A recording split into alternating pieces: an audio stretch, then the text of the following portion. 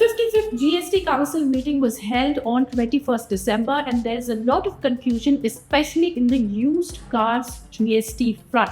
Now, this is what the Finance Minister has said. Used EV, an individual selling to another individual, no GST. But if a company has bought EV, or if there is a regular registered used car seller who buys EV, does some propping up in it, adds value to it and then sells it. It was felt by states and it was felt by auto and many others also that the EV market is not so saturated as yet that used cars will come. And category mein, therefore used cars category mein EV bhi hai, petrol vehicle bhi hai, diesel vehicle bhi hai. On the margin is only this 18% is being put, as would be for any used car. So it is on the margin, not on the entire amount. Memes and questions regarding will IME tax from the north have been erupted after the statement from the Finance Minister.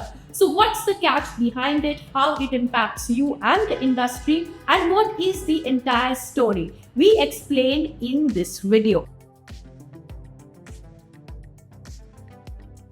Under the current system, used petrol, LPG and CNG vehicles with engine capacities of 1200cc or more and lengths exceeding 4000 mm are subject to 18% GST. Similarly, diesel with engine capacities of 1500cc or more and SUVs exceeding 1500cc or more are falling under the 18% bracket. Now the ruling says that the 18% tax rate will also include vehicles that were under the 12% bracket previously, like the electric vehicles when they are resold by businesses. Get the catch? Let me say it again. The increase in GST from 12% to 18% on reselling a used car is applicable for businesses who are involved in resale of vehicles, not private sellers. So if I go ahead and sell my used EV as an individual to another individual, GST will be exempt only, and the rates will be similar to what they were before for other cars as well. Now coming to the calculation part. For example, I have a business and I bought an EV for say 15 lakh rupees in 2019. Then I use it and sell it for say 10 lakh rupees in 2024. Now the tax will be on the margin, which is purchase price minus the resale value. So now it is showing 5 lakh rupees as loss. But then here the depreciation will be adjusted and I will pay the amount that is higher than the depreciated value of this EV as tax, which means that in my company books, if the depreciated value of this EV is 9 lakh rupees, then I will pay 18% GST on 1 lakh rupees as per experts. Now, how will this impact you?